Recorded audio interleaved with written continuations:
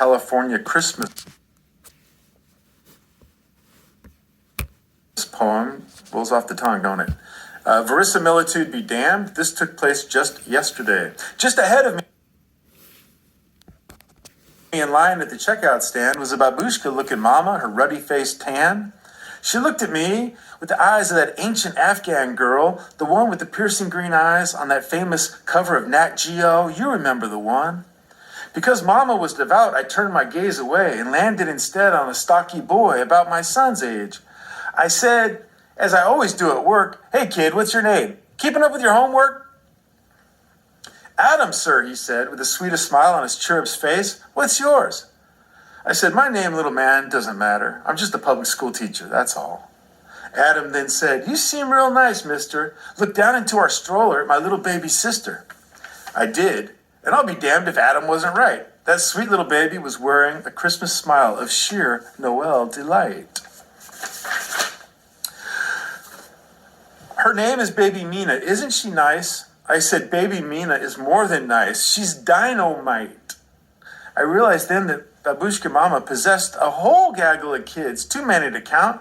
I looked at what she was buying and saw a reduced for quick sale chicken and watched as she counted out exact change for that exact amount.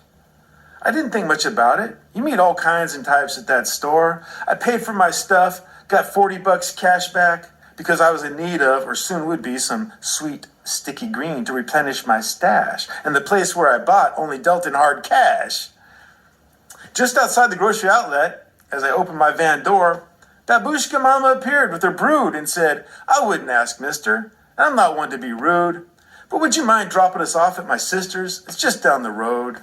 I know it's Christmas Eve and you got places to go, but could you please just this once drop us off down the road?" I didn't pause a beat and I said to that whole family, so hearty and whole, "Get yourselves in here. That chicken's starting to get cold." We arrived after just a few blocks at the aunt's apartment complex, piles of garbage stacked high, slumlord government abandoned, who knew? But some bad cat was getting rich, dirty dealing, that was sure. The kids all hopped out of my minivan, and it was then I saw Babushka Mama start to cry. I said, "Oh, please, ma'am, please don't cry. You're going to get me started, and I still got miles and miles more to drive. It's just that you've shown us such kindness. I'm just a little overwhelmed." I said, "Lady, you are so very welcome here. That's something I want you to know." I reached into my pocket, found my crumpled weed money. "Here's $40 for the kids, ma'am. It ain't much, I know, and I wish I could give more. I feel like a jerk."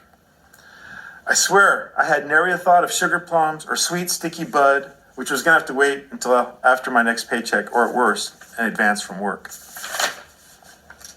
I bid Babushka Mama and her kids a sweet holiday goodnight, got back into my van, and lit up my pipe. Merry Christmas, everybody.